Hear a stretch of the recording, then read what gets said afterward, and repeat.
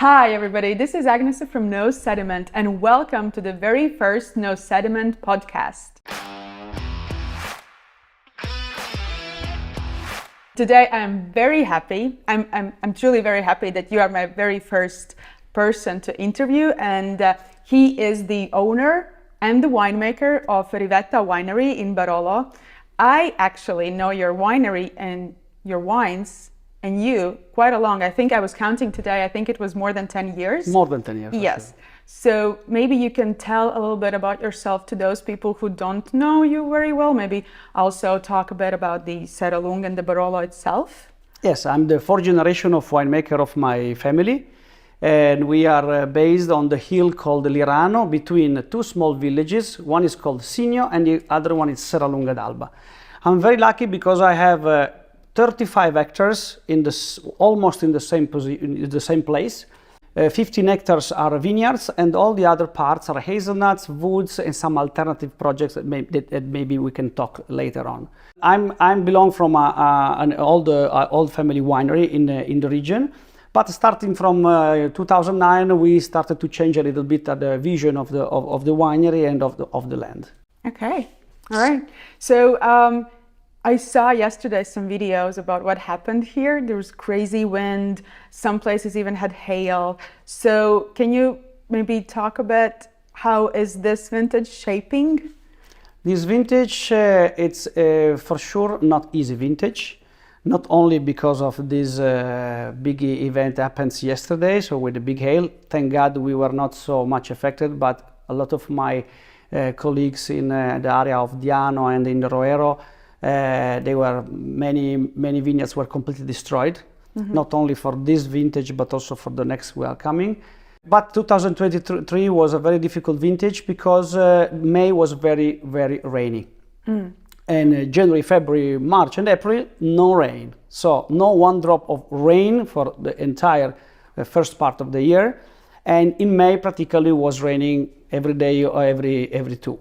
And that's May is the period where it's the more sensitive part of the year, May, June, because there is the blooming, because the disease are quite important. But I have to say that our approach that we had on the vines, on the vineyards, biodynamic and organic, we had a very, very good results in terms of protecting from disease. Okay, that's great. And that's actually something that I really want to talk about right now, or specifically in this podcast, because you were the very first Barolo producer to fully convert to biodynamic viticulture. And to my knowledge, you are still the only one right now in the region. You are correct, partially correct, because if we talk about certification, yes, I'm the only one certified Demeter in this case, and also Biodynamic and in the area,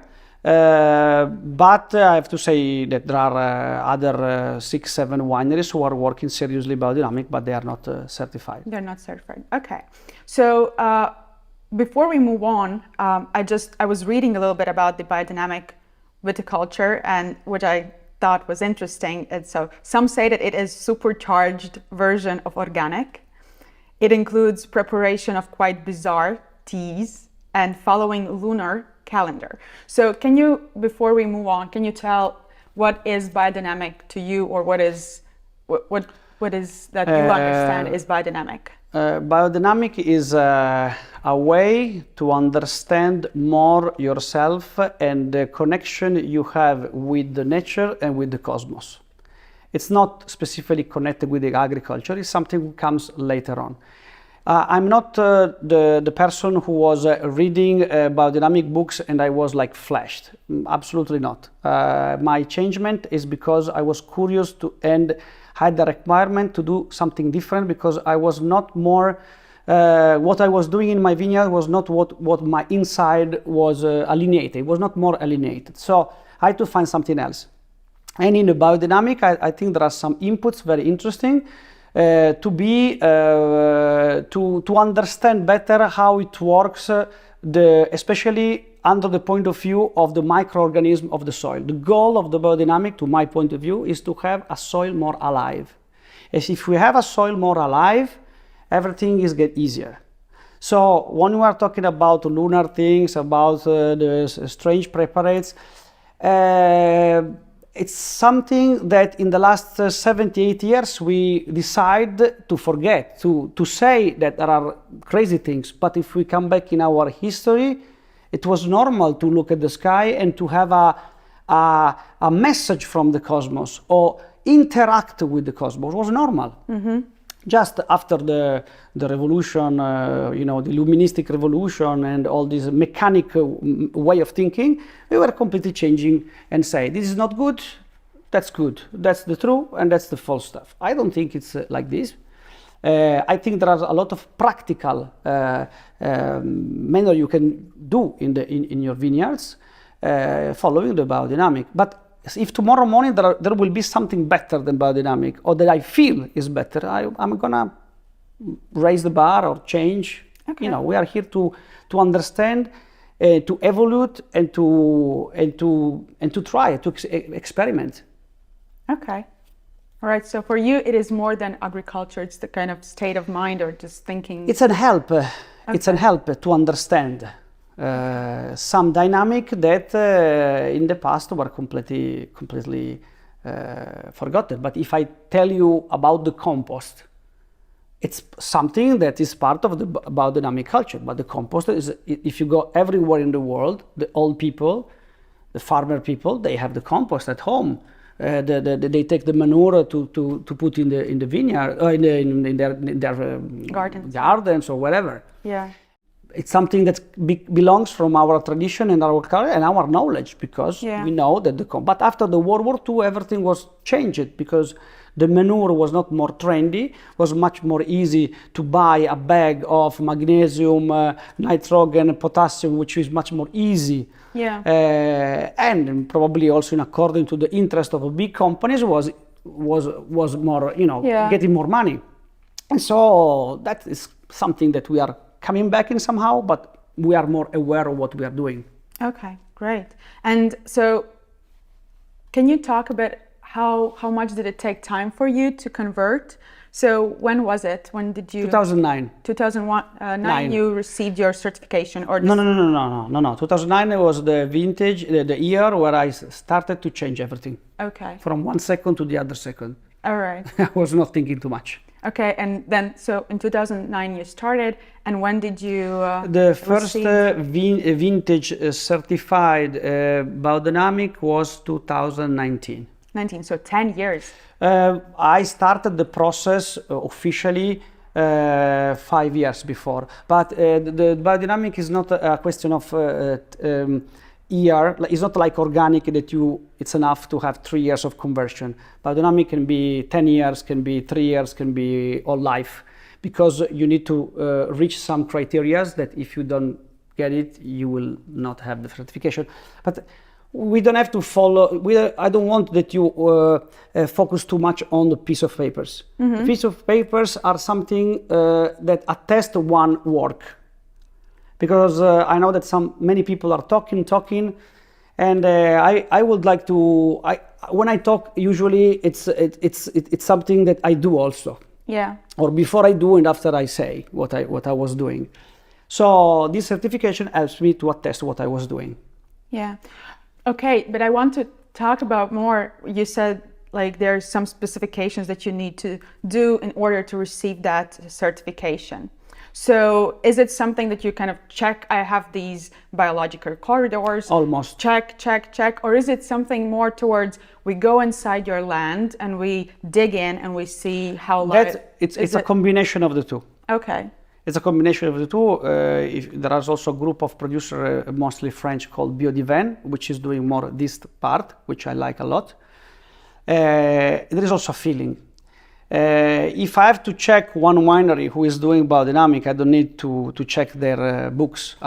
It's enough for me to talk with the producer. And okay. I think in half an hour I understand if he's really believing what he's doing or not. But I think you can do it also. It is not necessarily a genius to understand that. Yeah. Because you feel the people. You have also to start to feel the people, and not only to check numbers, to feel the place where you go. we completely forget all this kind of our capacity of doing things. So the feeling, I think, is very important. Of course, it have to be supported from one a little bit more mental part, but I'm learning again how to feel the people, the things, the environment, the place. So that's something that helps me a lot. But the criteria, for example, are having animals, having a minimum of biodiversity, the limit that you have for the spraying for copper and sulfur are less than half of organic. Okay. But you have to consider that I'm in Barolo region. So everything what I told you, it's 10 times more difficult in theory. In fact, it's only a mental problem because you lose money. Because here the land is very expensive. So in the south of Italy, it's easier to reach this kind of level because they have more space, they have more, the cost of the land is less expensive, so it's easier in somehow. But here, of course, everything is more difficult because there is a cost of the land that you don't want to lose. In fact, it's just balancing your system. Because my goal is to build or rebuild harmonic agricultural organism.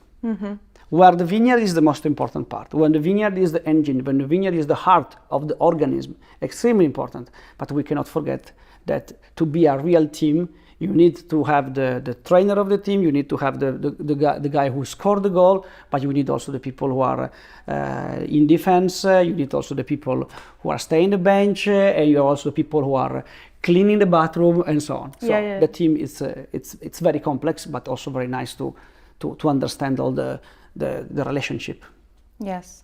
So can you tell me a little bit about what was the most difficult part for you when you were in your 10-year conversion to the most biodynamic? Difficult part, I can say, the most difficult part probably was, I have to tell you, there was not something extremely difficult, because for me it was like a challenge and something that I would have to do it, and doing it I was learning something. But if I tell you the more critical points were the animals, because you need to have animals, and I never had animals. I mean, dog, cats, but that doesn't count this. So having donkeys, we decided to have donkeys, and we are in plan also to have cows. You need the space, you have to treat them well. They are animals, so you have to take care of them. So I was a little bit worried about this. But, now if I have to come back, I cannot have a winery or without animals. Because the interaction you have, it's something very important that build this kind of team that I was talking. And you need to have animals in the system. But at the beginning it was really difficult because there are also bureaucratic parts. Because in Italy, like probably everywhere, there are a lot of bureaucracy under everything what you want to add into the winery. And animals, they have some rules. I choose the donkeys, I have to tell you the truth, because they are the easier to keep. But as I said, we have in plan also some cows. Some cows. And maybe some birds as well? I told you we have some swans, but there was that would be very which I like a lot because we have a pond, and that's also another part important for this organism, that we have a pure water at 400 meters above the sea level, that we can use for irrigation, to spray, but also to do the biodynamic preparates, because biodynamic preparates, you can't use chlor, so tap water you can't use it. Okay. So anyway, we had the swans inside, but after they ran away. But I remember the story. We will buy a new one in the future. Introduce. Okay.